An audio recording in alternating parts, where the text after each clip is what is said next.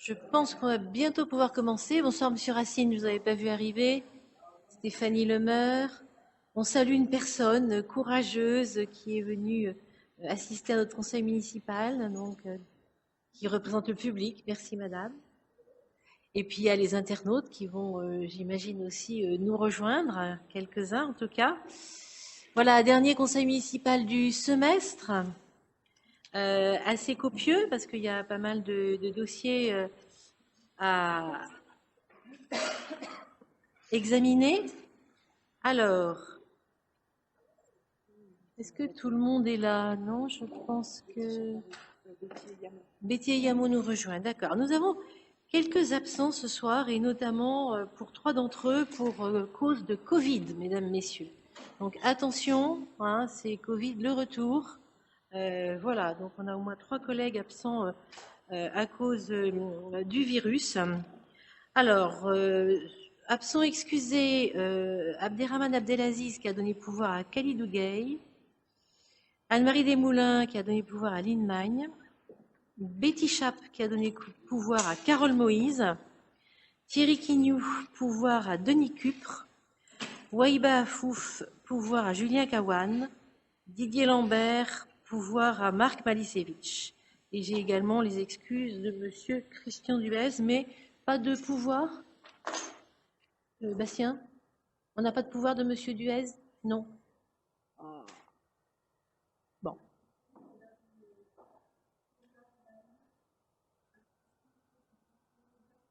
Ah, nous ne l'avons pas reçu. Mais écoutez, on rectifiera. Donc, on va noter que Madame Bamy vous a transmis son pouvoir, Madame Marche, mais nous n'avons pas de pouvoir de Monsieur Duez. Voilà.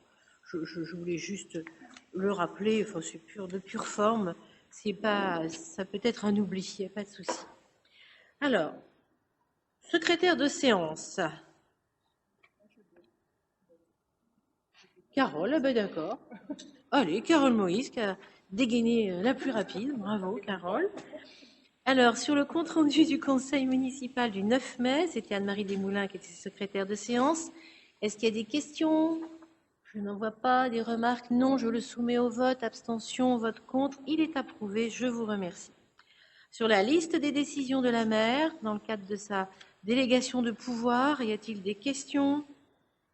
Bon, ce sont des décisions de portée, voilà, de gestion courante, on va dire. Pas de questions? Merci. Je salue l'arrivée de Monsieur Lawin. Sur la liste des marchés, il y en avait quelques-uns, je crois. Très peu, il n'y en avait que 2. Pas de questions, je n'en vois pas. Je vous remercie. Sur le tableau récapitulatif du non-exercice du droit de préemption urbain, on salue l'arrivée de Madame Lawin et de Madame Eyamo. Voilà, voilà. On est nombreux, finalement. Donc, sur le droit de préemption urbain, non, pas de questions, de curiosité particulière. C'est toujours très, très, très dynamique hein, sur ces questions-là. Donc, c'est un peu normal. Je crois que dans le marché de l'immobilier, il y a beaucoup d'agitation en ce moment. La commune n'y échappe pas. Alors, on va attaquer maintenant l'ordre du jour de notre conseil municipal. Nous avons 21 points tout de même. Et on va essayer de les traiter du mieux possible. Alors, la première délibération, c'est moi qui voulais vous la présenter. Il s'agit du changement de la dénomination de l'avenue Pasteur en avenue Jean-Jacques Fournier. Premier maire adjoint en 1965, puis maire de Moissy-Cramayel de 1971 à 2014, Monsieur Jean-Jacques Fournier nous a quittés le 4 octobre 2021. Le parcours de celui qui fut maire de Moissy-Cramayel et président de Sénart pendant plus de 40 ans est un modèle d'engagement au service de ses concitoyens et du territoire. Tel un visionnaire, tel un bâtisseur, il a été l'artisan du développement de Moissy-Cramayel, faisant grandir la commune de façon raisonnée autour du village Briard qui forme son cœur. Et nommer une rue à son nom permettrait aux membres du conseil municipal, mais également à tous les habitants, de saluer la mémoire de M. Jean-Jacques Fournier et de rendre hommage à son action publique. Cet hommage viendrait s'ajouter à ceux déjà rendus par la collectivité à d'autres moisséens engagés et maires de Moissy-Cramayel. Jean Mathurin Lerminot, de 1789 à 1793, Louis-Léon Chandora, de 1887 à 1892, et Pierre Auberger, de 1947 à 1964. Quant à Philippe Bure, il s'agissait d'un habitant mort en déportation. Considérant qu'il appartient au conseil municipal de choisir, par délibération, le nom à donner aux rues, voies, places et lieux-dits de la commune, considérant que la dénomination des voies communales ouvertes à la circulation est laissée au libre choix du conseil municipal, considérant la volonté de la municipalité de rendre un hommage public à M. Jean-Jacques Fournier, considérant l'attachement de M. Jean-Jacques Fournier pour l'avenue Pasteur, adresse qu'il a vu naître, grandir, y résider et vieillir, vu les articles L. 21-21-19, L. 21-21-30, L. 22-13-28 du Code général des collectivités territoriales, vu l'article L. 321-4 du Code des relations entre le public et l'administration, vu l'avis de la Commission aménagement et urbanisme en date du 13 juin 2022, sur ma proposition, le Conseil municipal décide de rebaptiser l'avenue Pasteur en avenue Jean-Jacques Fournier, précise que cette nouvelle dénomination sera exécutoire le 1er octobre 2022 et donc m'autorise à signer toutes les pièces nécessaires à l'exécution de la présente délibération. Y a-t-il des questions? Je n'en vois pas, je vais soumettre au vote cette délibération, puis j'ajouterai quelques mots. Y a-t-il des abstentions, des votes contre? Elle est approuvée à l'unanimité. Mesdames, Messieurs, chers collègues, je vous remercie. Vous savez les liens qui m'attachaient à M. Fournier. Donc voilà, je pense qu'en effet, et c'est également répondre à une demande qui s'est largement exprimée de la part des habitants de Moissy à plusieurs reprises. Voilà, vous disant peut-être, mais voilà, il faudrait rendre hommage à Jean-Jacques Fournier, notre maire. Donc je pense que c'est en toute logique que nous présentons, que nous avons voté cette délibération ce soir. Et je le répète, je vous en remercie. Voilà, c'était la moindre des choses que de rendre hommage ainsi à ce maire qui a tant œuvré pour notre ville. Je voudrais aussi vous dire que j'ai bien conscience, nous avons bien conscience que débaptiser une rue, une avenue, une place entraîne toujours des perturbations pour les personnes qui résident dans cette avenue, cette rue, cette place. Donc, je vous proposerai en fin d'été, puisque la décision interviendra officiellement début octobre, date anniversaire du décès de M. Fournier, je vous proposerai que nous allions à la rencontre des habitants de l'avenue Pasteur, qui sera donc débaptisée, pour prendre contact avec les habitants, les informer, pour être sûr que chacun a bien identifié ce qui allait se passer, et pour éventuellement les accompagner dans les démarches administratives, donc rendu nécessaire par ce changement de nom. Voilà, donc je voulais vous rassurer sur ce point. Tout ceci se passera à partir de fin août, début septembre, et nous veillerons vraiment à rencontrer tout un chacun pour accompagner ce changement de dénomination. Voilà, c'était ce que je voulais vous préciser à toute fin utile. Ça vous convient? Très bien, je vous remercie. Je vous propose donc, puisque nous avions approuvé la délibération, de passer à la délibération suivante. Et je vais donner la parole à Julien Béraud sur l'affectation des résultats de l'exercice 2021. Merci Madame la maire.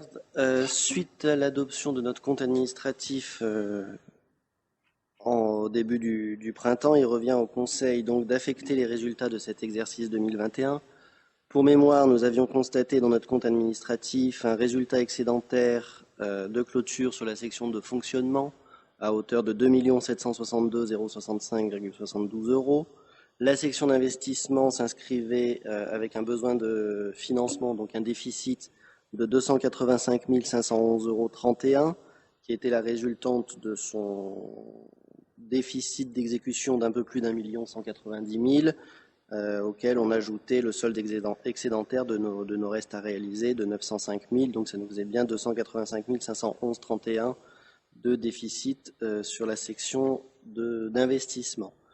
Il est proposé au Conseil de décider d'affecter ce résultat en couverture réglementaire obligatoire du déficit d'investissement de 285 511,31 € sur la section d'investissement, ce qui nous laisse un excédent reporté de la section de fonctionnement de 2 476 554,41 € que nous reverrons dans la délibération suivante sur le budget supplémentaire, et de rappeler que le solde d'exécution de la section d'investissement reporté est de moins 1 191 291 51, donc un disponible de crédit d'un peu plus de 2 470 000 €. Merci Julien. Les chiffres sont là, s'imposent à nous. Il n'y a pas, je dirais, beaucoup de commentaires à faire et nous les ferons plutôt lors de la prochaine délibération. Est-ce que vous avez des questions à poser à propos donc de cette affectation des résultats d'exercice 2021? Je n'en vois pas. Je soumets la délibération au vote. Y a-t-il des abstentions, des votes contre? Elle est approuvée. Je vous remercie.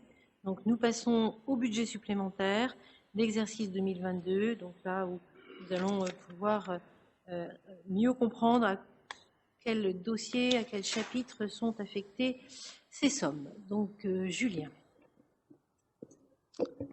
Alors, merci Madame la maire. Je ne vais pas faire une lecture très litanique de l'ensemble des chiffres de ce budget supplémentaire, simplement donner les grandes masses et les grandes orientations que nous retrouvons avec de manière traditionnelle la présentation de la section de fonctionnement en recettes et dépenses, puis la section d'investissement également en recettes et dépenses, ayant bien en tête la délibération qu'on vient d'adopter, le disponible de 2 476 554 € d'excédent 2021 reporté sur notre exercice.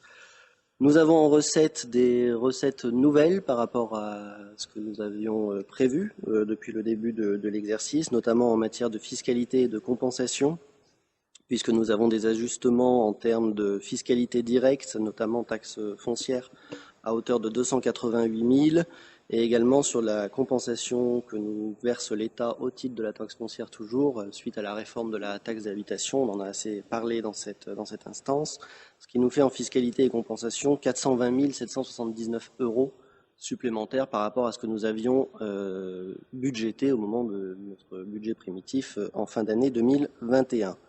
Nous avons également des ajustements sur les dotations, je ne refais pas le détail, mais DGF, dotation globale forfaitaire, dotation de solidarité urbaine et dotation nationale de péréquation. Nous perdons 7 323 € par rapport à nos prévisions initiales.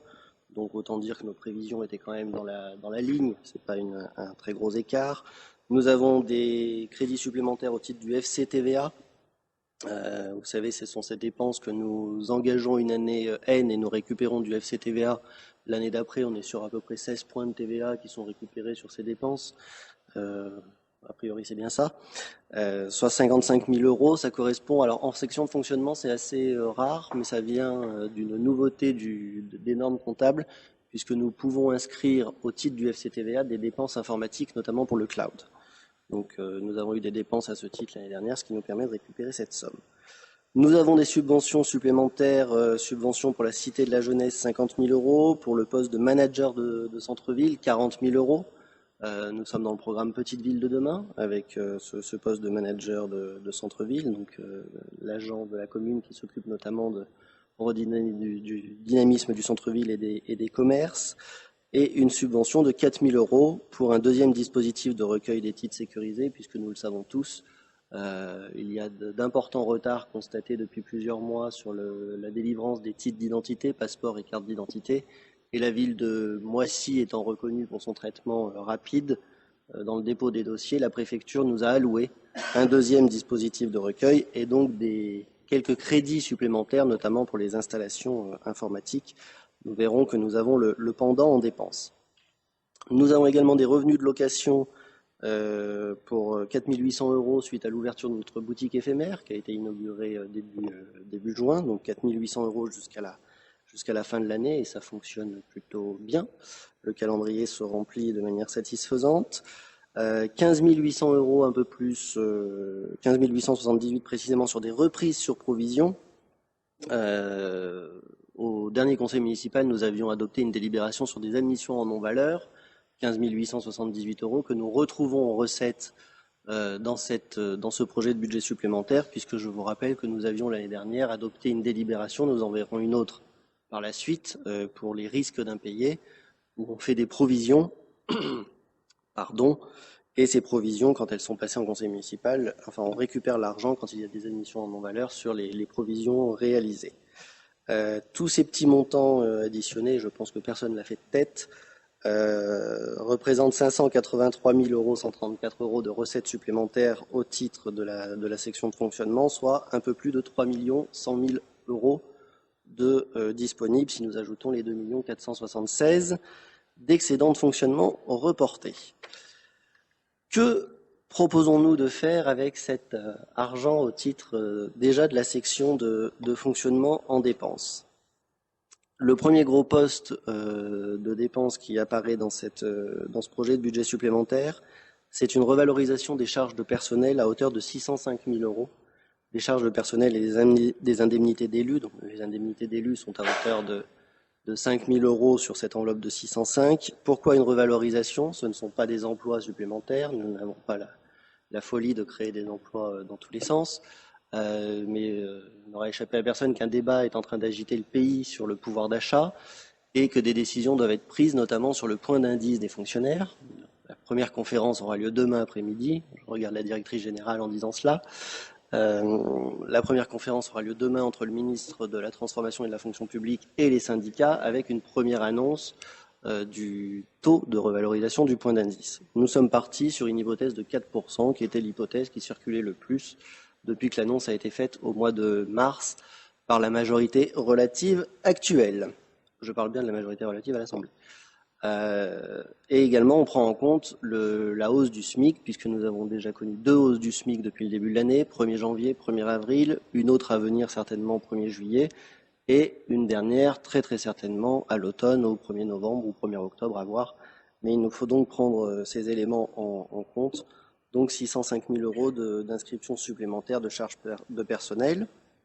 Nous avons également dans les charges courantes un impact fluide de 180 000 euros supplémentaires que nous devons rajouter, puisque nous le constatons tous, augmentation du prix du gaz, de l'électricité et également des carburants. Donc nous devons ajuster notre budget. Nous avions à la fin du mois de mai consommé déjà plus de 60% de l'enveloppe que nous avions inscrite au BP, là où nous étions à 43% l'année dernière à la même période. Je le redis puisque la question m'avait été posée au dernier conseil municipal, donc j'y réponds. Donc 180 000 euros au titre des fluides, 605 000 euros au titre des charges de personnel. On est à quasiment 800 000 euros de dépenses qui sont dues à une situation qui nous est totalement non imputable, à des éléments exogènes, décision du gouvernement de revaloriser le pouvoir d'achat, crise du fait de la guerre en Ukraine avec l'impact sur les fluides, donc déjà 800 000 euros de dépenses supplémentaires. Nous avons également en section de fonctionnement des crédits inscrits pour la Cité de la Jeunesse à hauteur de 17 000 euros. Nous avons vu qu'il y avait des recettes au préalable. Un peu plus de 24 000 euros pour le service, la partie enfance et enseignement, avec une location de car, puisque nous avons un véhicule communal qui est malheureusement tombé en panne, une hausse des coûts des cahiers de vacances, dont la distribution a eu lieu ces derniers jours par les collègues et continue. La distribution se poursuit, mais un surcoût constaté de 2 500 euros. On est là aussi dans une conséquence directe du coût du papier, à titre d'exemple, puisque nous avons fait un point avec les services, on a une hausse du papier de plus de 50%, ce qui est énorme, et 8 748 euros pour le réaménagement de l'école de l'Uni dans ses locaux, puisque vous le savez, l'école de l'Uni est actuellement dans l'ex-Chanteloup et va regagner l'école rénovée pour la rentrée scolaire. 60 000 euros au titre des animations dans la ville, Moissy Cup et patinoire. 66 000 euros sur l'espace public pour la création notamment d'une nouvelle aire de barbecue, comme nous nous y étions engagés. Divers travaux d'entretien. Sur la direction des ressources, nous avons 161 000 euros 161 800 euros qui sont prévus dans ce budget supplémentaire, avec notamment 95 000 euros qui sont dus à la dotation aux provisions pour dépréciation d'actifs que nous verrons dans une délibération plus tard et j'aurai l'occasion d'y revenir. Des dépenses informatiques, vous le savez, nous n'avons pas le choix, hein, les redevances informatiques, les migrations de logiciels, nous y sommes soumis, donc nous devons engager ces dépenses et quelques frais d'honoraires, notamment pour différents travaux ou mises en concurrence qui doivent se réaliser sur la ville. Et on retrouve aussi 5 595 euros, je le cite puisque j'ai parlé des recettes, pour les travaux de câblage, pour le nouveau dispositif de recueil des titres sécurisés. Donc on a eu 4 000 euros, reste à charge pour la commune, 1 595 euros. Et également des dépenses de communication pour le nouveau site internet de la ville, nous en avions déjà parlé, et également 7 500 euros pour les loyers et charges de la boutique éphémère, puisque nous louons, je vous rappelle, cette boutique, et faisons une sous-location pour les 4 800 euros de recettes que nous avons vus tout à l'heure. Une petite provision de 40 000 euros pour des indemnités de refinancement de prêts, dont nous étudions les possibilités, et nous préférons avoir cette possibilité inscrite au budget. Donc nous arrivons au terme de la section de fonctionnement avec des dépenses à hauteur d'1 896 475 euros, là où nous avions un disponible de 3 115, soit environ 1 300 000 de disponibles pour aller sur l'investissement, un petit peu moins. En matière d'investissement, les recettes, nous avons différentes subventions et mécénats, notamment pour les vestiaires de foot. Mécénat pour les vestiaires de foot de 100 000 euros, ça fera l'objet d'une délibération un peu plus tard dans ce conseil. Une subvention de la région Île-de-France, toujours pour les vestiaires à hauteur de 120 000 euros. De la part de la Fédération française de football, ce sont 15 000 euros.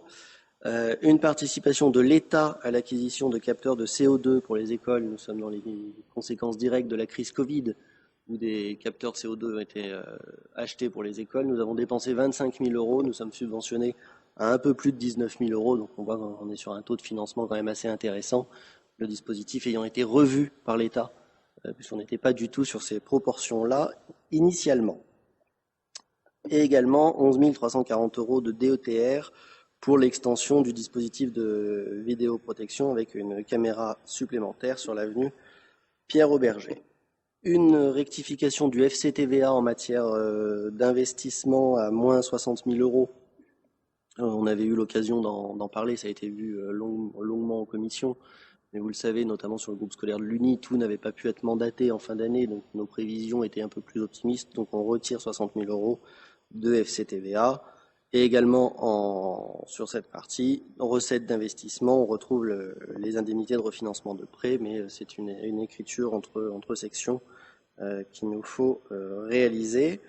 Nous avons donc le virement de la section d'investissement qui était d'1 896 000, la capitalisation de l'excédent de fonctionnement pour besoin de financement de la section, notre petit déficit de 285 511 euros que nous retrouvons ici. Et pour mémoire, nous avions aussi nos restes à recouvrer qui étaient de 3 546 000 en recettes d'investissement. Que comptons-nous faire en termes de dépenses d'investissement avec ces crédits ? Plusieurs secteurs sont concernés en matière bâtimentaire. Une grosse partie des 861 280 euros que nous proposons concerne le groupe scolaire de l'Uni. Nous l'avions dit au moment du budget primitif, qu'on faisait une inscription au budget primitif de crédit et une inscription en budget supplémentaire complémentaire en fonction de l'évolution de la situation. Nous avons vu que la hausse des coûts était aussi importante sur tous les travaux que les collectivités pouvaient engager. Donc ce sont 756 000 euros sur les 861 000 qui concernent les travaux sur le groupe scolaire de l'Uni. Nous rajoutons 37 000 euros d'une part d'études, 5 000 euros pour des installations techniques sur ce groupe scolaire. Nous avons une plus-value des travaux sur le groupe scolaire de la Fosse Cornue. Là aussi, on avait dit qu'on le ferait en 2 temps, qu'on étalerait les travaux sur 2 exercices, 2022-2023. Mais dès cette année, sur cette première partie de travaux, nous constatons des surcoûts qui sont l'impact direct de la crise en Ukraine avec des matières premières qui explosent, des matériaux qui qui voient leur prix augmenter et des délais de livraison qui sont quand même assez importants par rapport à ce que nous avons pu connaître, et différents également dans les travaux, différents aménagements de locaux pour les équipes de la collectivité. En termes d'installations sportives, 683 000 euros sont inscrits au budget supplémentaire, 40 000 euros pour des études sur la création des vestiaires de football, nous en avons parlé dans la partie recettes, 610 000 euros de travaux pour la création des vestiaires de foot. Une autre inscription budgétaire devra intervenir au titre du BP 2023, puisque là aussi le choix est fait d'avancer en 2 étapes. Des remplacements de projecteurs sur le gymnase des Maillettes et la poursuite de l'étude d'opportunité sur le parc des sports André Trémé. Nous avons fait la première partie l'année dernière, nous faisons la deuxième partie cette année pour définir quelles orientations nous souhaitons donner à cet équipement du parc des sports André Trémé. En matière de voirie, nous proposons d'inscrire 504 000 euros au budget supplémentaire, dont 500 000 euros de travaux de voirie stricte, les travaux de la rue de la Libération sur l'opération de Capelli étant inclus, et 4 237 euros d'acquisition d'équipements de signalisation réglementaire pour nos chantiers mobiles du service espace vert. Donc là, on est dans la sécurité de des agents de la ville. Une dépense d'espace public pour l'acquisition des stèles commémoratives place Marie Curie et place Simone Veil, cher Christophe, pour 3 000 euros. Des dépenses sur la ferme urbaine, nous en avons parlé. Un forage a eu lieu à la ferme urbaine pour nous permettre d'aller chercher de l'eau et arroser les légumes de notre ferme. Le forage a été réalisé par l'agglomération Grand Paris Sud pour 200 000 euros de mémoire. On revient à la ville de Moissy et nous répartissons avec l'agglomération l'installation de la pompe et l'acquisition de l'abri pour la station de pompage pour un total de 36 000 euros. Diverses acquisitions dans ce budget complémentaire, notamment des modifications de lignes téléphoniques, de photocopieurs, le remplacement d'un mixeur pour notre restauration municipale Florence, puisque notre girafe, j'avais dit que je le dirais, mais la girafe est tombée en panne, donc il faut la remplacer. Il faudrait vraiment qu'on visite la restauration scolaire pour voir ce qu'est une girafe. Et également une dépense d'acquisition d'un nouveau coffre pour 1 480 euros pour toujours nos titres sécurisés suite à l'octroi d'un deuxième dispositif de recueil.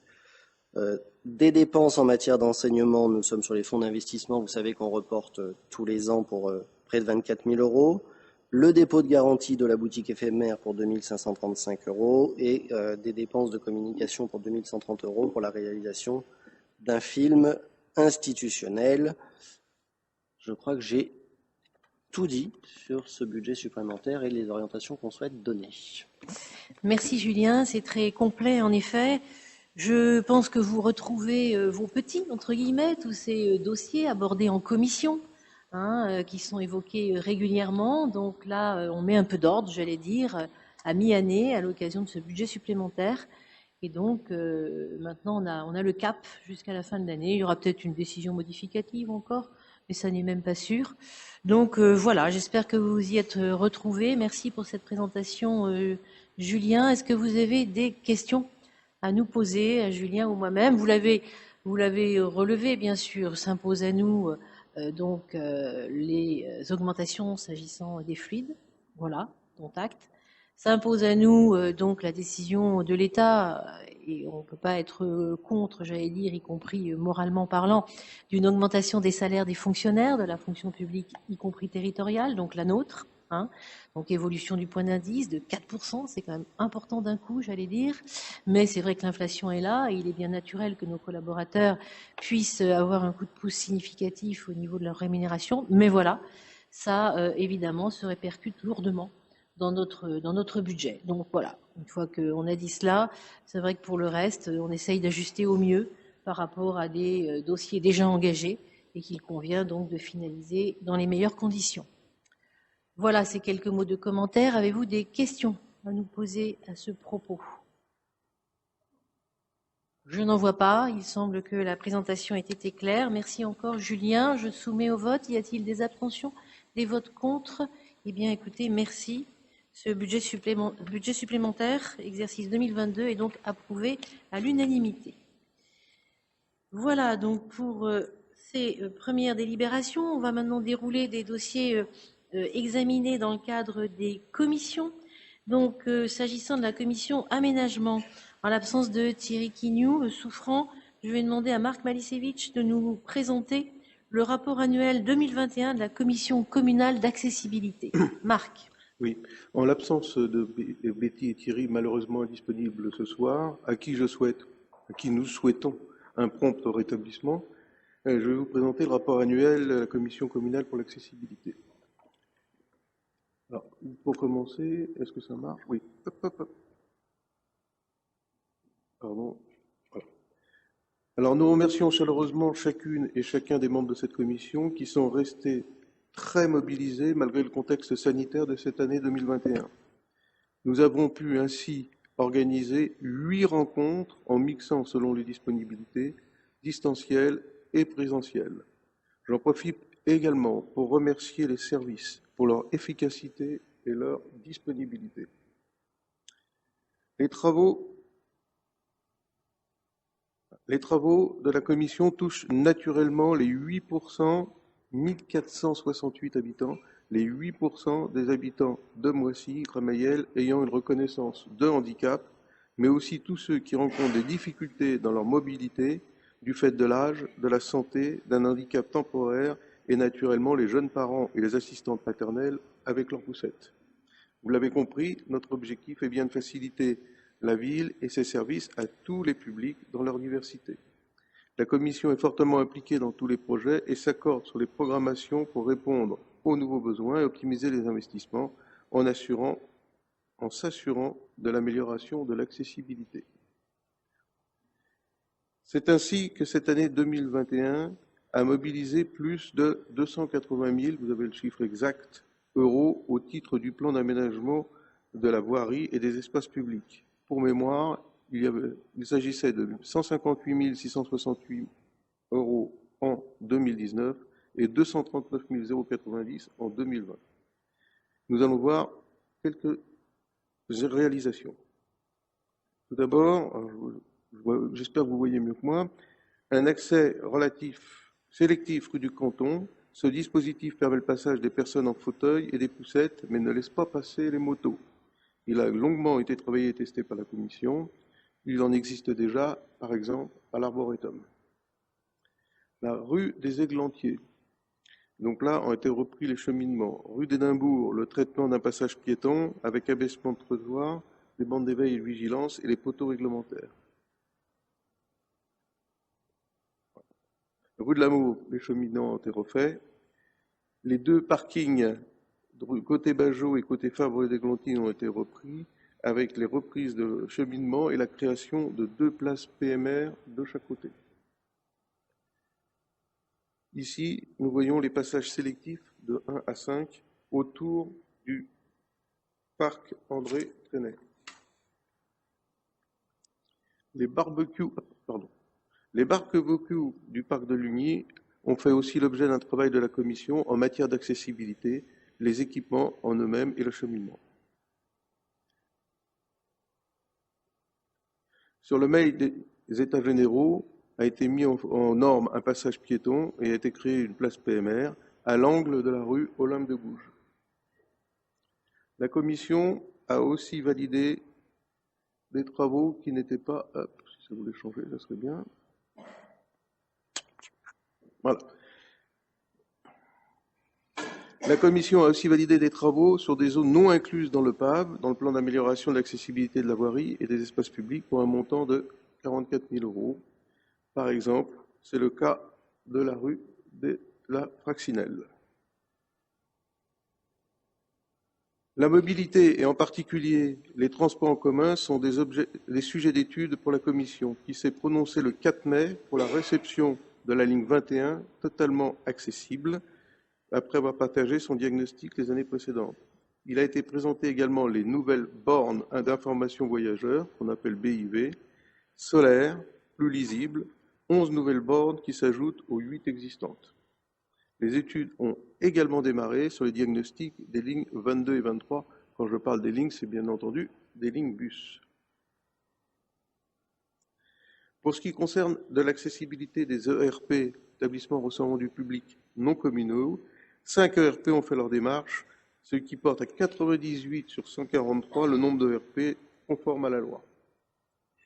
À titre d'information, je vous signale également que 462 logements pouvant accueillir des personnes à mobilité réduite ont été créés à la ZAC de Chanteloup. Cette année n'aura pas permis à Andy Day de trouver tout son développement et son ambition. Cependant, des actions de sensibilisation ont pu se dérouler au Collège La Boétie dans le cadre d'une web radio avec les élèves du centre du Jard, ainsi qu'un travail sur les Jeux olympiques et paralympiques avec la classe de 5e adaptée. Merci à toutes et à tous pour votre attention et un merci particulier à Betty qui a parfaitement préparé cette présentation. Merci Marc. Ce qui t'a quand même facilité la tâche, il faut bien le dire. Bravo. Parce que c'est vrai que c'est pas ton domaine de prédilection, mais faisant partie de la commission, bien sûr, tu étais informé, mais c'est vrai qu'avec le PowerPoint, c'est encore mieux. Voilà, donc merci Betty Chape, merci Thierry Quignou, qui est particulièrement actif et qui est l'animateur d'ailleurs de la commission d'accessibilité. Voilà, et qui, voilà, avec vous tous, conduit, pilote tous ces aménagements. Je pense que la ville commence à bien, comment dirais-je, mettre en valeur les efforts concernant l'accessibilité, la mobilité.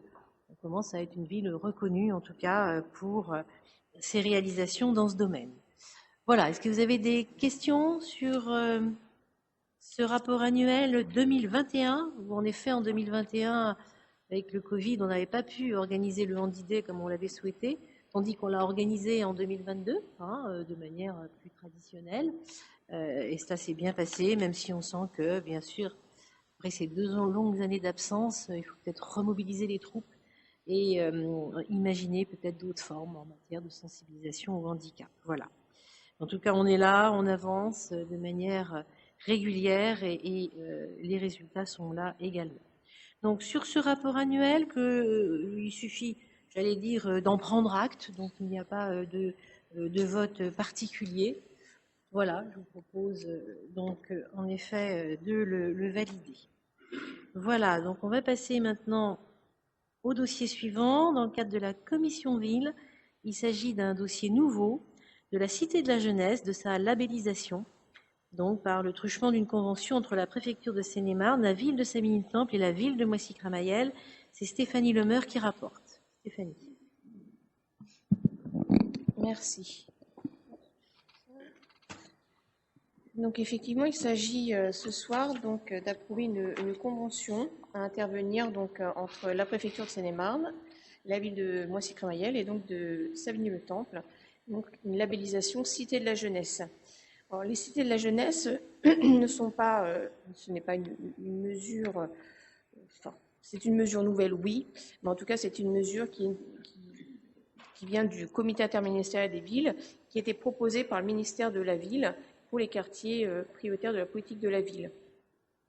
Donc, ils ont un petit peu observé ce qui pouvait se faire à Moissy-Cramayel. Donc, nous, on avait un service jeunesse pour les 11, 14, 15, 17 ans.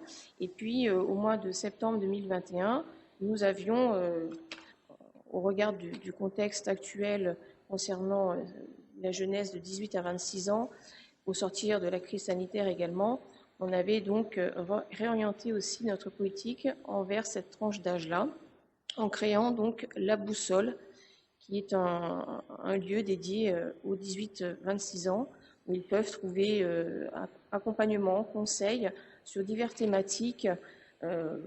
Ils ont un interlocuteur également qui les suit tout au long de leur parcours. Et plusieurs champs sont concernés, donc la culture, le sport, la création d'entreprises, l'emploi, la santé, l'engagement associatif ou la création de projets. Voilà.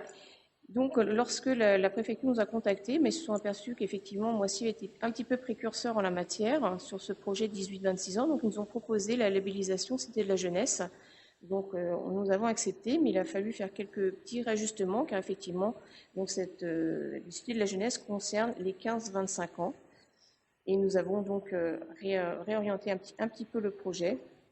Donc, ça vient valoriser le travail des équipes qui a déjà été réalisé. Et puis, la délibération est très complète. Et au-delà de la convention, vous avez tout le projet pour les cités de la jeunesse à Moissy-Cramayel. Donc, j'en ferai pas le détail. Mais voilà, c'est une convention sur 2 ans, avec une subvention de 50 000 € par an, donc 100 000 € sur les 2 ans. Et nous avons également le financement de moyens humains via un adulte relais, donc fléché sur la ville de Moissy-Cramayel. Voilà, que dire d'autre? Pas grand-chose de plus. Voilà, en tout cas, je peux répondre à vos questions. On a déjà abordé le sujet, mais en tout cas, ça vient valoriser le travail effectué, c'est à souligner. Une reconnaissance de la préfecture en nous proposant cette labellisation. Donc, voilà. Merci Stéphanie. Merci beaucoup. Donc en effet, le dossier a été présenté en commission ville du 12 avril dernier. C'est à la fois la reconnaissance de l'engagement de notre commune en faveur de la jeunesse, un coup de pouce financier, donc en nous demandant de faire un petit peu plus, notamment par rapport aux âges. Là, on va jusqu'à 25 ans, ce qu'on a accepté avec grand plaisir, bien sûr, beaucoup d'intérêt, ce qui va nous permettre de mobiliser sur 2 ans des crédits de l'État à hauteur de 50 000 €, comme cela vient d'être dit par Stéphanie, et qui va nous permettre notamment de créer un poste, au moins sur 2 ans, d'adulte relais, afin donc de conforter les mesures que nous conduisons en faveur des jeunes. Voilà. Donc, même chose sur ce dossier qui est positif pour notre ville, on le voit bien, c'est la même chose pour Savigny-le-Temple. Je crois qu'on peut remercier notre préfète déléguée à la ville qui ne manque pas une occasion de nous soutenir aussi, Madame Battista. C'est elle qui nous a proposé d'intégrer ce dispositif. Voilà, sur ce dossier, y a-t-il des questions? Je n'en vois pas. Oui, Carole. Il y a marqué approuve le projet de la jeunesse 2022-2023. Merci Carole. Merci bien. Voilà, des votes, des abstentions, des votes contre, je n'en vois pas. Je vous remercie. Alors, toujours Stéphanie pour un autre dispositif, ticket loisirs, s'il s'agit d'une aide régionale. Stéphanie Lemeur. Oui, alors donc c'est le renouvellement d'une convention avec la région. Donc tous les ans, ça fait quelques années, donc tous les ans maintenant.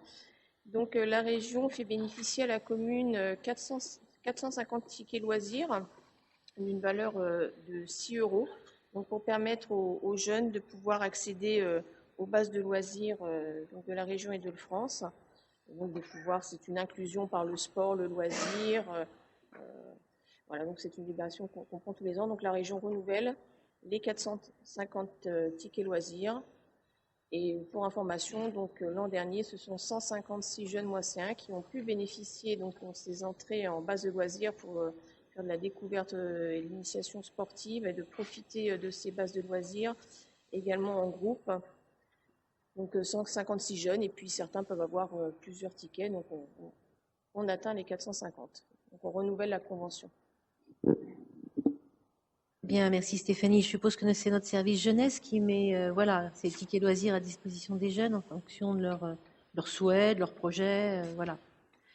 Bien, écoutez, c'est encourageant quand on pense à l'été qui est là déjà, et les vacances bientôt. Donc sur ces dispositifs, est-ce qu'il y a des questions? Non, je n'en vois pas. Y a-t-il des abstentions, des votes contre? Il est adopté, bien sûr. Merci Stéphanie. Je vais enchaîner avec la prochaine délibération qui est, elle, plus originale, je dirais. Il s'agit d'une convention donc à passer avec la région Île-de-France pour l'accueil du micro-lycée de Sénart et de classe du lycée de la Marcarée dans les locaux de l'ancien groupe scolaire de Chanteloup. C'est assez simple à comprendre. Nous avons, parce que nous siégeons au sein du conseil d'administration du lycée, et Florence Deneux m'avait alerté, appris que la région, prenant acte que le lycée La Marcarée était plein, et plus que plein, c'est un lycée 1200 places, mais qui est aujourd'hui suroccupé. Je crois qu'on est aujourd'hui à plus de 1300 places dans ce lycée. Donc la région a fini par convenir qu'il fallait faire quelque chose. Voilà.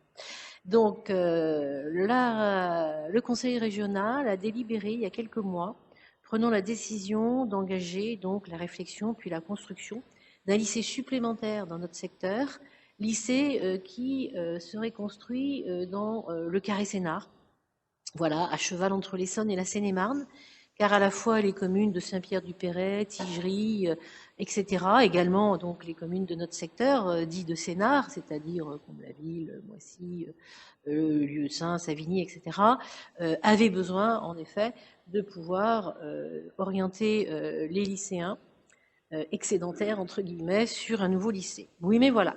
Entre prendre la décision et couper le ruban d'inauguration, ça prend du temps. Je me suis laissé dire entre 5 ans et 8 ans. Donc, prenons conscience de tout cela un peu tardivement à notre goût.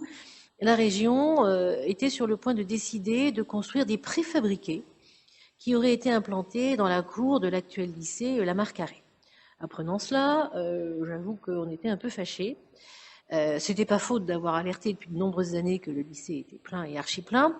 Donc on était fâchés parce que la décision certes était prise mais elle était trop tardive et surtout on était très contrariés de voir des structures provisoires un peu moches, passez-moi le côté un peu commun du terme, mais de voir ces structures provisoires défigurer ce qui est aujourd'hui un très bel équipement qui est aussi emblématique de notre ville et qui j'allais dire, caractérise aussi par son architecture notre commune. Donc, on a réfléchi très vite et on a proposé à la région d'occuper des locaux qui finalement nous servent pour de multiples usages, qui sont les locaux de ce fameux ancien groupe scolaire de Chanteloup, qui cette année nous permettent d'accueillir les effectifs de l'école de l'Uni actuellement en travaux, mais qui seront à nouveau disponibles à la rentrée. En tout cas, septembre, octobre, novembre, ils seront disponibles. Donc on a fait cette proposition à la région qui l'a acceptée. Soulagée même, et je pense que toute la communauté éducative, au premier chef bien sûr le proviseur que j'ai rencontré, était extrêmement satisfait de pouvoir trouver une solution de rechange confortable, voilà, adaptée pour accueillir quelques centaines de lycéens dans ces locaux que nous mettons à disposition de la région. Donc voilà, je vous ai raconté cette histoire pour vous expliquer qu'en fait cette convention, c'est ça. Nous mettons ces locaux à disposition gracieusement. Bon, on aurait pu espérer un petit loyer, mais non, la région n'a pas souhaité, n'a pas pu, je ne sais pas, voilà, verser de contrepartie financière à la commune, nous expliquant que ça risquait de créer un précédent. Bon, bien, voilà, il fallait avancer, nous avons accepté. C'est vrai que, en tout cas, tout ce qui sera aménagement de ces locaux, qui étaient ceux permettant d'accueillir des enfants d'âge scolaire, d'âge élémentaire, eh bien c'est la région bien sûr qui va non seulement entretenir les locaux pendant quelques années et qui va donc prendre en charge les aménagements nécessaires à l'accueil de lycéens. Voilà, je crois que je vous ai tout dit, mise à disposition gracieuse. Voilà, donc une convention sur une partie du site de l'ancien groupe scolaire, soit un peu plus de 80% du site, pour une durée de 5 années. Moi, je ne serais pas surprise qu'il y ait à un moment donné un avenant, parce que comme je vous le disais, c'est quand même très long de réaliser donc un lycée. Donc voilà, écoutez, on verra le moment venu. Pour le moment, je vous propose de m'autoriser à signer cette convention avec la région pour que nos lycéens, ceux de Moissy et ceux des villes alentours, soient accueillis dans les meilleures conditions possibles pendant au moins 5 ans. Voilà, y a-t-il des précisions à apporter ?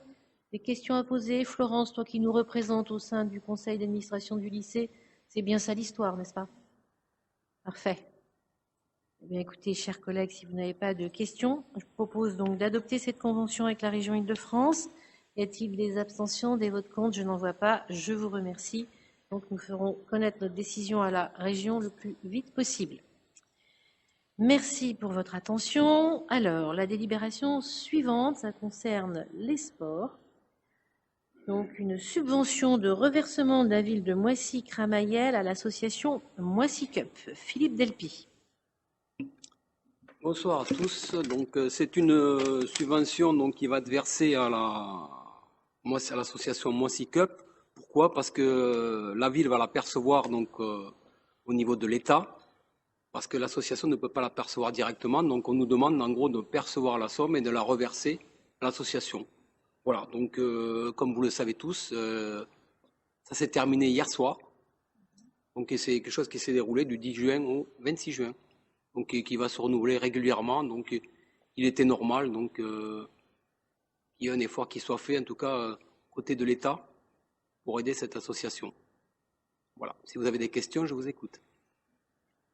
Merci Philippe. C'est un montant de 15 000 euros, je crois. Hein, Tout à fait, 15 000 euros qui vont être reversés à l'association. D'accord. Très bien. Et donc, voilà. cette somme... Et c'est l'État qui les verse, voilà. c'est pas nous, hein, c'est voilà. l'État. Cette somme provient bien des services de l'État. Hein. C'est les services de l'État qui nous la versent et nous, on la reverse à l'association puisqu'ils ne pouvaient pas la percevoir tout seul, comme je viens de le dire. Très bien. Donc, c'est assez technique, finalement. Voilà, c'est quelque chose qui se produit. On prend par exemple le CCAS, c'est un peu le même principe. Oui. Ils perçoivent pour nous et ils nous reversent. Voilà. Et au passage, donc 5 000 euros sont attribués à la ville, puisque la subvention de l'État. En gros, il y avait la subvention de l'État était de 20 000 euros à la base, oui, effectivement. Parfait, très bien. Donc j'imagine que les responsables de Moissy Cup doivent être contents. Hein. C'est vrai que ça les encourage. Je ne sais pas si ça durera tous les ans. Hein. Bon, en tout cas, allez, ce qui est pris est pris. Et donc, tout comme Philippe, je vous encourage à voter cette délibération. Pas de demande complémentaire? Y a-t-il des abstentions, des votes contre? Elle est approuvée. Je vous remercie. Alors, la délibération suivante, la 9e, c'est Khalidou Gueye qui nous la présente. Il s'agit d'adhérer au FSL. Khalidou. Merci, Madame la maire. C'est une délibération qu'on délivre tous les ans. Le FCL, Fonds de solidarité pour le logement, est un fonds social géré par le conseil départemental. Il intervient auprès des ménages en difficulté sous la forme d'aide financière ou de prêts pour l'accès ou le maintien dans le logement, mais également pour le paiement des factures liées aux consommations de fuite. À titre d'information, 170 ménages ont été aidés dans le cadre de ce dispositif en 2021 pour un montant total de 131 466. La présente convention a pour objet de formaliser pour 2022 l'adhésion de la commune au FCL. Le coût pour la commune est fixé en 2022 à 5 395 €, soit 0,30 centimes par habitant.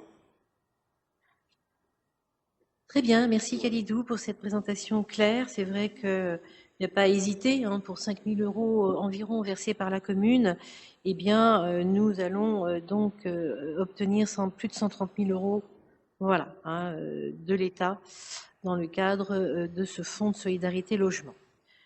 Voilà, des questions? Je n'en vois pas. C'est également un dossier qui a été présenté à la commission commission solidarité, pardon, du 14 juin. Voilà. Des questions? Non. Je soumets au vote. Abstention, vote contre. La délibération est approuvée. Merci Khalidou. Nous allons donc maintenant passer à la commission finances. Julien Béraud, des provisions pour créances douteuses. Merci Madame la maire. Donc dans la continuité de ce que nous avons dit au moment de l'adoption du budget supplémentaire, et pour mémoire, nous avions adopté en mai 2021 une délibération portant une provision pour risque d'un montant de 51 876 € à la demande de notre comptable public qui nous avait autorisé à faire cette provision sur 3 exercices, donc 51 000 ou peu ou prou fois 3 ans. Mais entre-temps, nous sommes passés à une nouvelle nomenclature comptable, la M57, et le comptable public, dont nous avons changé en plus, puisque nous sommes maintenant dépendants de Melun, est revenu vers nous en nous demandant d'augmenter le niveau de la provision pour risque que nous avions prise. Pour mémoire, pour le BP 2022, nous l'avions porté à 59 629 €, et il nous est demandé de la porter au total sur l'année à 155 198 €, soit une inscription supplémentaire de cette provision de 95 569 €. Je ne vous passe pas, enfin si je passe sur les modalités de calcul de cette provision, puisqu'en fonction des années, on applique des taux différenciés de risque. Donc il vous est proposé de décider de constituer cette provision pour un global de 155 198 €. Nous précisons que la provision sera examinée annuellement suite à la transmission par le comptable public d'un état des restes à recouvrer. Nous pourrons récupérer les sommes admises en non-valeur ou faisant l'objet d'un effacement de dette en fonction de ce qui aura été constaté sur l'exercice. Et donc, nous sommes autorisés à reprendre la provision ainsi constituée à hauteur du montant des créances admises en non-valeur et en effacement de dettes, dont 155 000 € de provision pour risque. Merci Julien. Des questions? Le dossier a été présenté en commission finances. Je n'en vois pas.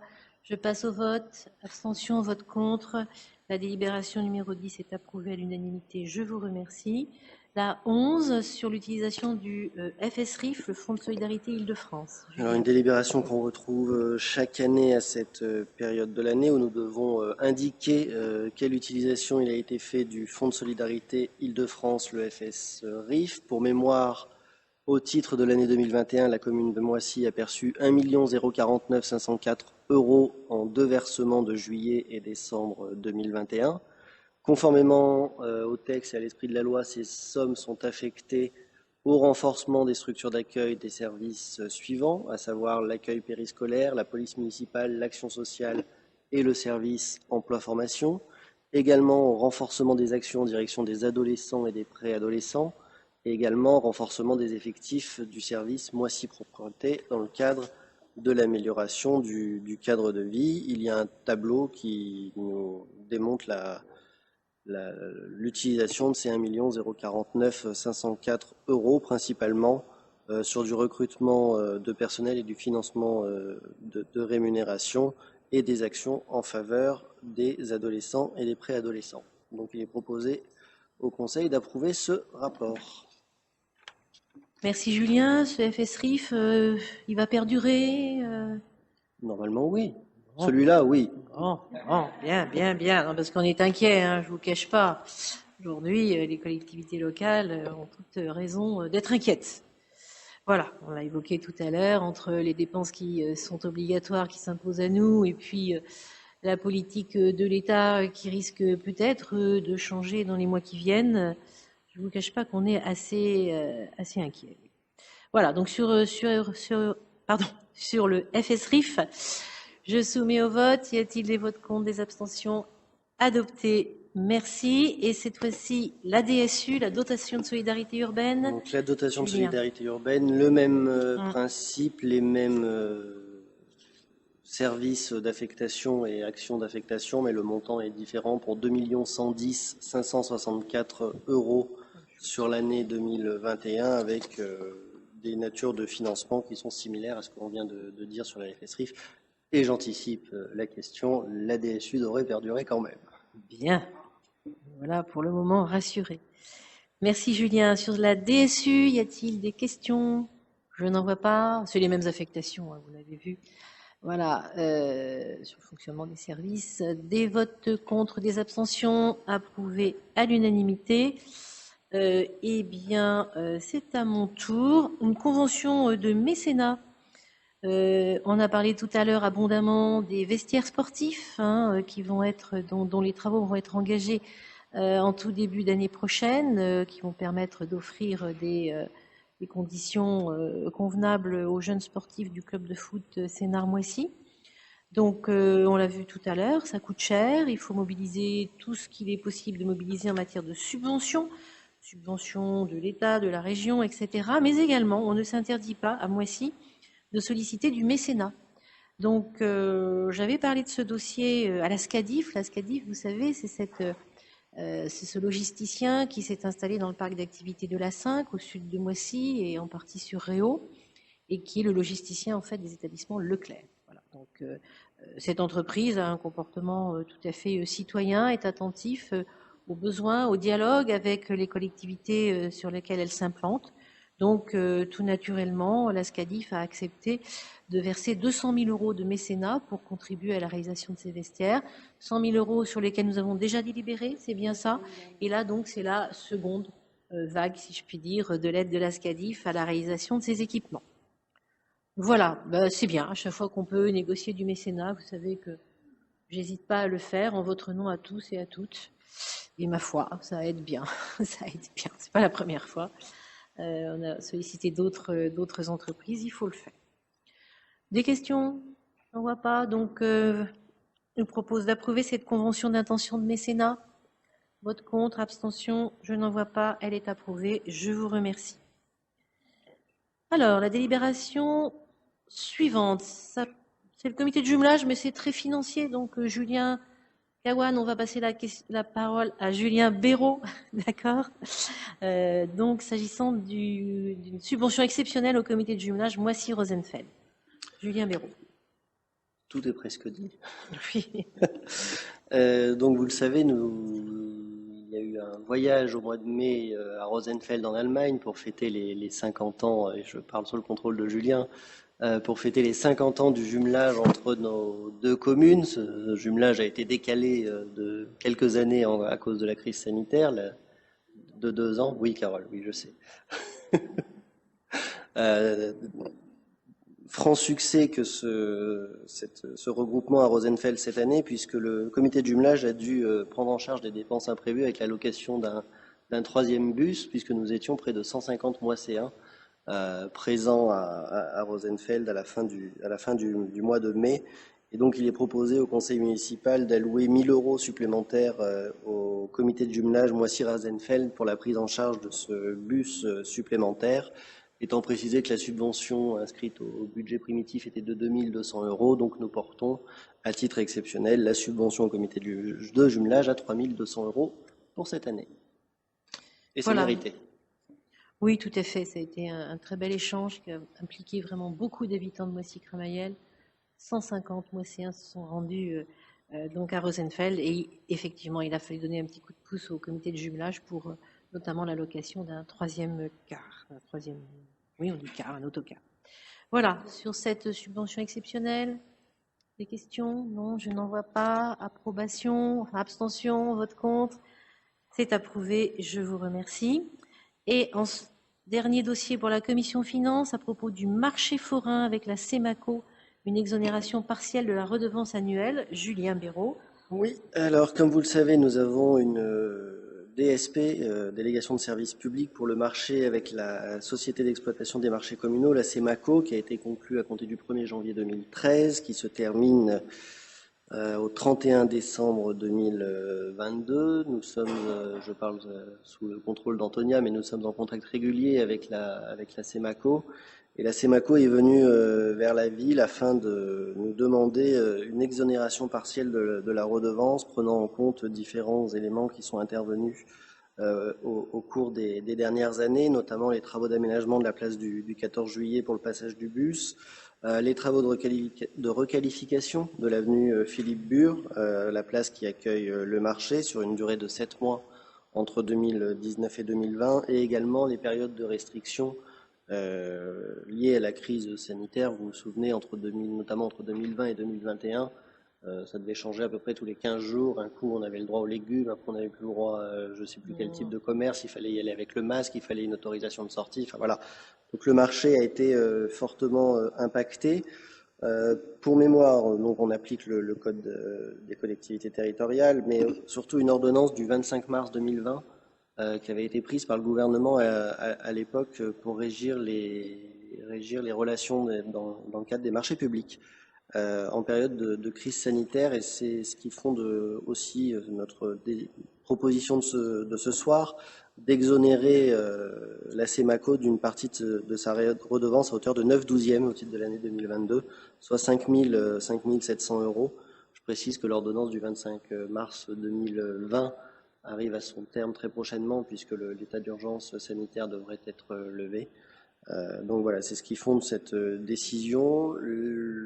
On l'a dit en commission, on en a longuement débattu entre nous, mais la DSP arrive à son terme à la fin de l'année, donc c'est aussi une manière de clôturer cette DSP. Et il est vrai que, je pense qu'on peut le dire, la CEMACO n'a pas été forcément toujours aidée de par le contexte tout au long de cette DSP et de ces 10 années d'exercice. Donc une exonération partielle de 5 700 € qui a fait l'objet d'un avis très favorable de la Commission des finances. Merci Julien, tu as tout dit. Antonia, tu valides?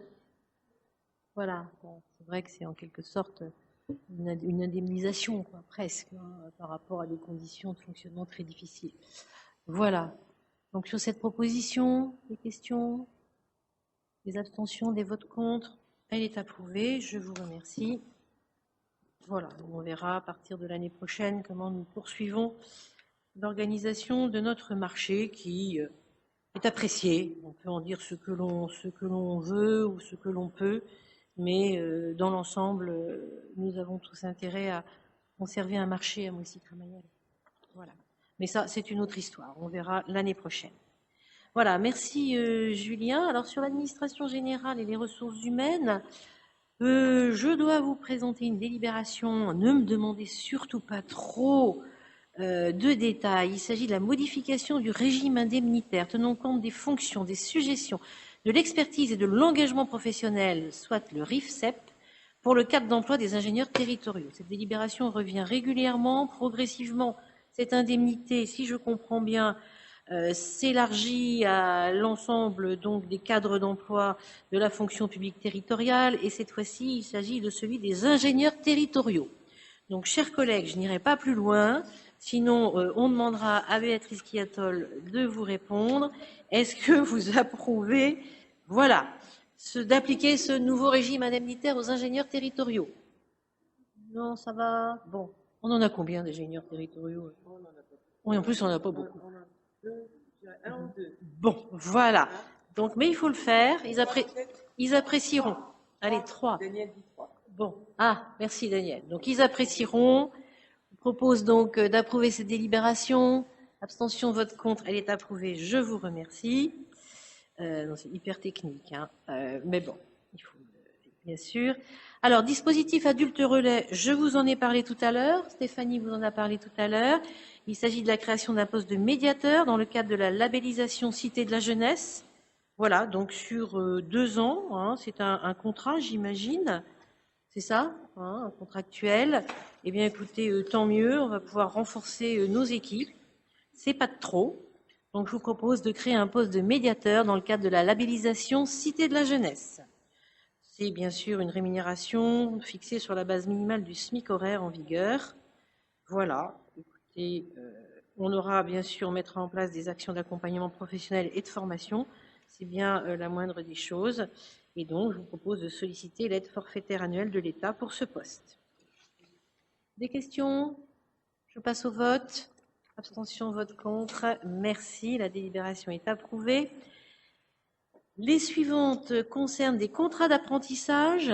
Celui donc du poste d'apprenti affecté au service espace vert et à la ferme urbaine. Voilà, donc il s'agit de conclure avec Monsieur Aaron Legal un contrat d'apprentissage au sein de la commune au service espace vert ferme urbaine.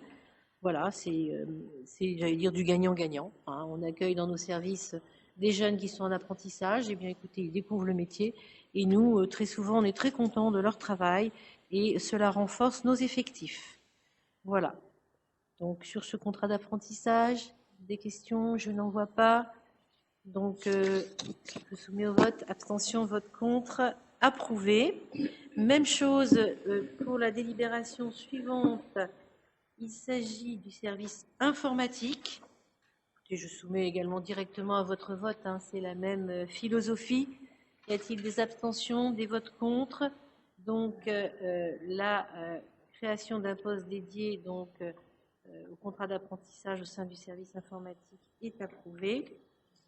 Je vous remercie. Service informatique, voilà, délibération approuvée. Et le troisième, au fur et à mesure des années, hein, puisqu'il y a des incitations très fortes portées par l'État, il faut le reconnaître, pour financer ces postes d'apprentis, nous étoffons nos services. Donc là, c'est le service communication où il s'agit d'une reconduction, je crois, hein.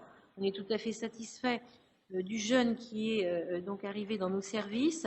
On propose de reconduire pour une année supplémentaire donc Monsieur Kevin Leduc dans son poste d'apprenti auprès du service communication. C'est lui, je crois, qui fait les vidéos notamment qui sont sur la page Facebook, le site internet, etc. Et oui, je crois qu'il est très apprécié.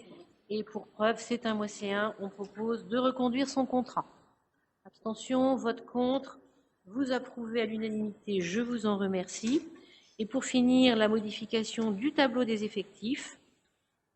La création d'un poste d'adjoint administratif à temps complet dans le cadre d'un futur départ à la retraite et au remplacement sur un autre grade. Ça, c'est la DGA ressources en comptabilité. Aux affaires juridiques, une régularisation, si j'ai bien compris, d'un poste d'adjoint administratif principal de première classe afin de mettre en adéquation les fonctions de mission d'appui juridique et le grade de l'agent. Donc, il s'agit de M. Mathieu Rebonafous, qui en est tout à fait d'accord, qui est même demandeur. Et puis, pour les services à la population, la création d'un poste d'ATSEM principal de deuxième classe à temps complet, suite à la réussite au concours d'un de nos agents. Voilà.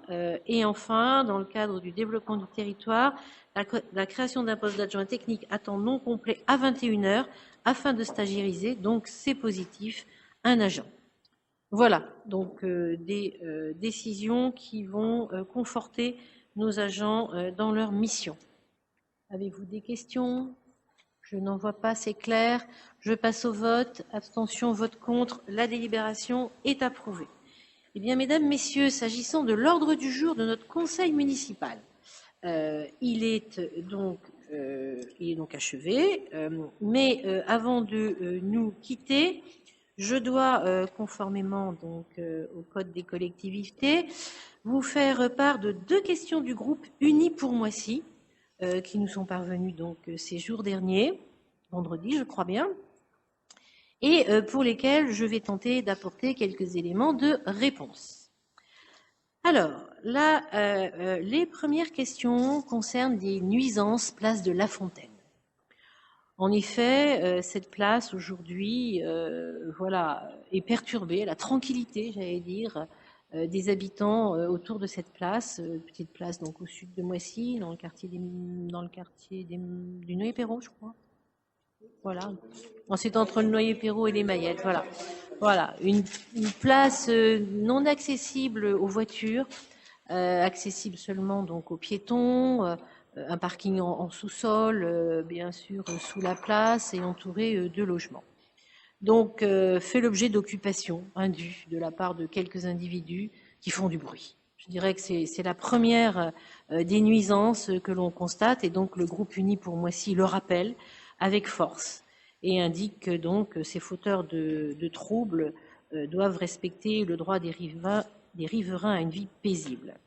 Donc les questions, c'est que comptez-vous faire concrètement pour tenter d'améliorer le quotidien des riverains de la place de La Fontaine? Pourriez-vous nous donner le nombre d'interventions de la police municipale place de La Fontaine, les procédures menées par celle-ci pour mettre fin à cette situation, et un arrêté interdisant la consommation d'alcool sur ce périmètre peut-il être prévu pour permettre une répression plus efficace? Bon, sujet complexe. Je vais apporter des éléments de réponse. Je connais personnellement très bien ce sujet qui est récidivant. Ça fait des années que ça dure. Je vois que certains d'entre vous hochent la tête. Et ça fait des années qu'on tente de le régler, mais sans y parvenir, il faut bien le reconnaître, en tout cas de manière partielle. Voilà, personnellement, je suis passée sur cette place il y a une dizaine de jours, le même jour, une fois vers 16h, 16h30, et ensuite à 23h, en sortant d'une réunion. Donc c'était intéressant. Je ne vais pas constater des choses dont j'aurais ignoré la teneur, mais sachez que personnellement, je m'y rends aussi. J'ai discuté avec les commerçants aussi qui sont sur cette place. Donc, par ailleurs, une rencontre a déjà eu lieu entre la police nationale, dont on a attiré l'attention de la police nationale sur ces désordres, la police municipale, le service logement de la ville et le bailleur. Le bailleur, donc 1001 Vie Habitat, je vous parlais de ces logements tout à l'heure. Donc, on a également sollicité la mobilisation du bailleur. En effet, le bailleur conduit actuellement une réflexion sur la réorganisation de la place et particulièrement sur les parkings en sous-sol. Comme ces parkings ont fait l'objet d'actes de vandalisme il y a quelques années, le bailleur les a fermés, ce qui ne contribue pas à faciliter la vie des habitants de ce quartier. Donc le bailleur s'engage à étudier la possibilité de réouvrir ces places de parking sous notre sollicitation pressante et à les sécuriser, bien sûr. Alors, on sait bien que des parkings souterrains, si on n'installe pas des caméras, au moins, eh bien, ça ne fonctionne pas. Donc la police municipale, quant à elle, passe plusieurs fois par jour. J'en discutais encore avec nos policiers municipaux dimanche à l'occasion de la Moissy Cup. Ça fait partie de son circuit habituel de surveillance. Mais il faut reconnaître que, faut pas minimiser les faits, c'est surtout pas mon propos. Mais il ne se passe pas de faits très graves, voyez-vous, d'agression, par exemple, d'agression physique. Non, il n'y en a pas. Il y a du bruit, il y a des nuisances très fortes pour les habitants, mais il n'y a pas d'agression. Donc, en fait, les habitants n'interpellent pas ni la police nationale, ni la police municipale. Ils font plutôt état de problèmes récurrents. Donc, comment y faire face? Eh bien, nous avons en effet des arrêtés communaux, dont deux s'appliquent. Il y a un arrêté de fermeture des établissements vendant des boissons alcoolisées à emporter, donc de 21h30 à 6h du matin. Donc, les commerces qui vendent des boissons alcoolisées, et il y en a deux sur cette place, sont sommés donc de fermer leurs portes entre 21h30 et 6h du matin. Ce qui se passe, en effet. Et d'ailleurs, à partir de 21h30, 22h, les nuisances sonores se tarissent, en effet. Car les individus qui sont là, en fait, vont acheter de l'alcool. Voilà, dans ces deux supérettes, plus l'une que l'autre, si j'ai bien compris. Donc, quand nos arrêtés de fermeture s'appliquent et que la police municipale donc est en mesure donc de les faire voilà respecter, en effet, cette consommation d'alcool, d'achat puis de consommation d'alcool donc cesse. Il y a un autre arrêté, donc nous avons deux arrêtés qui interdit également la consommation d'alcool de 15h à 5h du matin dans un certain nombre de lieux de la ville, dont cette place. Alors, comme je vous le disais tout à l'heure, c'est pas la première fois. Pas la première année qu'on constate ces nuisances. Donc, les arrêtés, on les a. Maintenant, comment appliquer ces arrêtés? Donc, on va à la rencontre des personnes qui créent ces nuisances, on dialogue avec eux, parce que la manière forte n'est pas toujours la meilleure façon de faire comment dirais-je, respecter le règlement, la loi.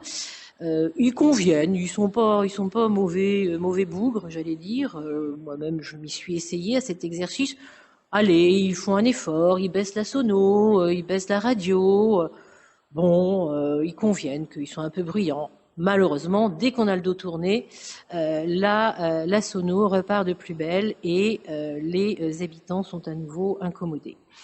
Bon, donc c'est pas facile de faire respecter en effet ces arrêtés. C'est pas facile de faire comprendre à ces citoyens qu'ils ont un comportement donc hors la loi, délinquant, on peut le dire comme ça. C'est d'autant plus difficile que les amender. On peut le faire puisque nous avons des arrêtés, mais en réalité, ils nous font remarquer qu'ils ne sont pas solvables. Ce sont des personnes qui n'ont pas de revenus. Donc, même si on les amende et que le Trésor public les somme de payer une amende, ils ne la paieront jamais. Voilà. Donc, pour toutes ces conditions, je répondrai au groupe Uni pour Moissy que s'il a des propositions à nous faire, eu égard à tous ces rappels que je viens d'évoquer, eh bien, écoutez, elles sont les bienvenues. Des caméras, il y en a, la police municipale les passe, les rappels à la loi, ils sont faits.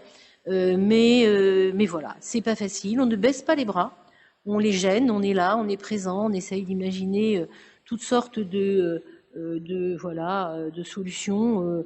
Mais parfois une solution amène plus d'inconvénients que de réponses appropriées. C'est pas facile. Donc moi, j'ai envie de demander au groupe Uni pour Moissy, dans le cadre d'un dialogue positif pour nos habitants, de ne pas hésiter à nous faire part de leurs réflexions. Madame Marche, je me permets de vous solliciter pour donc à demander à votre groupe un dialogue constructif à ce propos.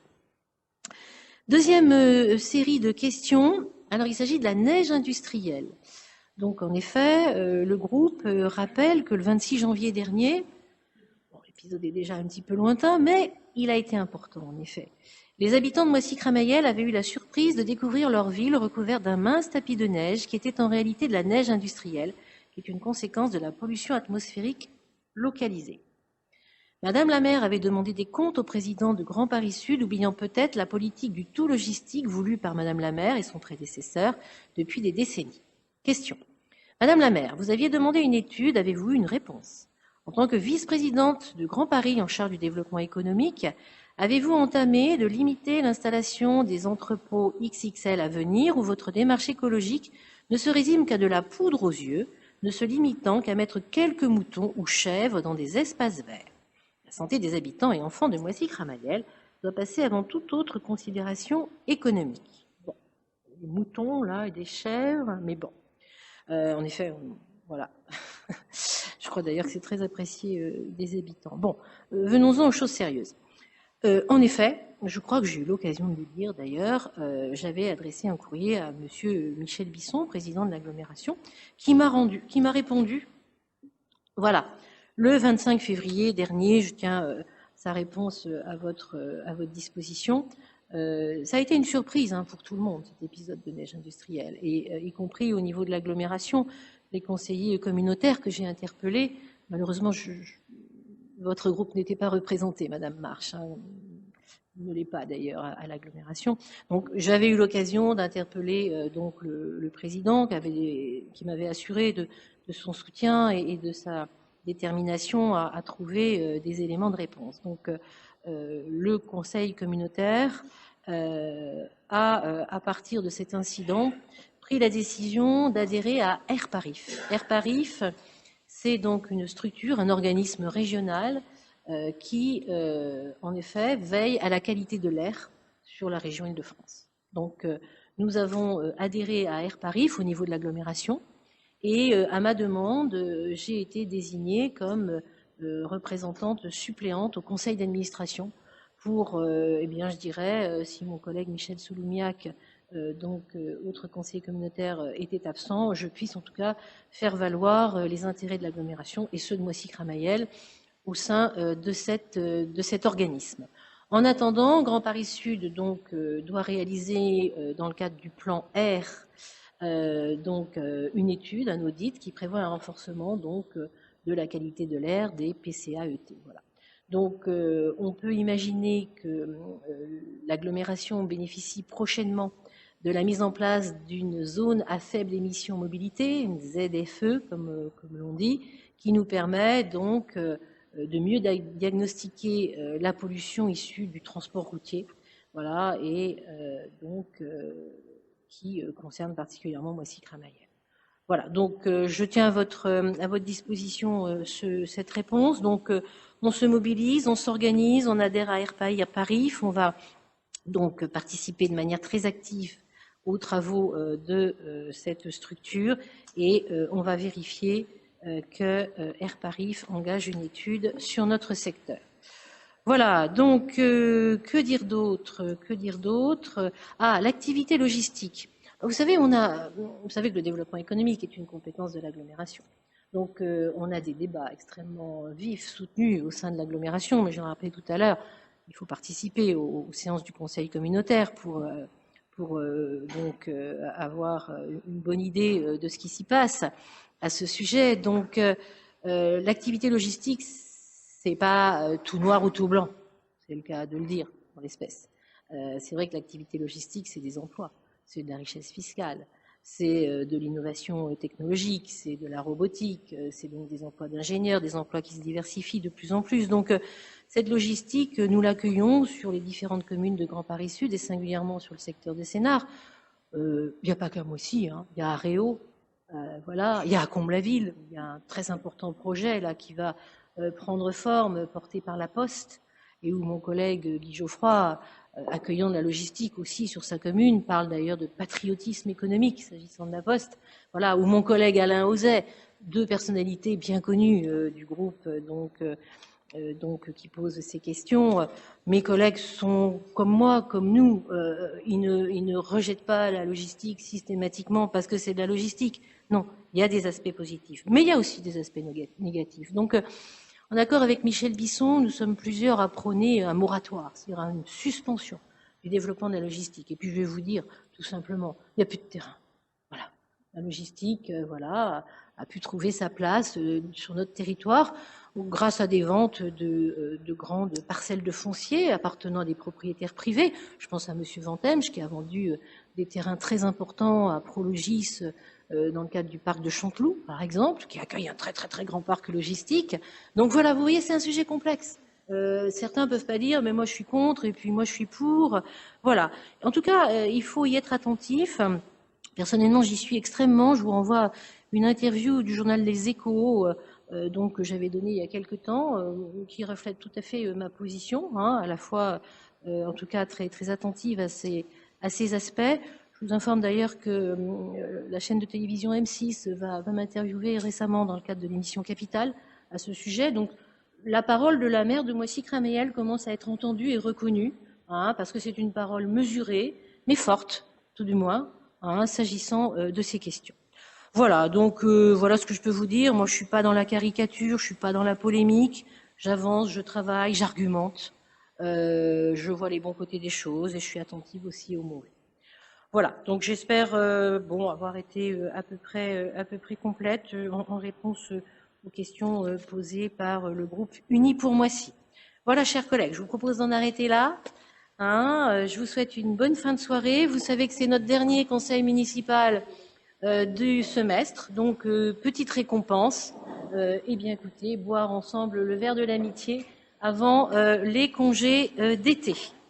Très bonne soirée aux internautes, bonne soirée à tous et à toutes, bonne soirée à notre administration, au public, et puis à très bientôt. Merci.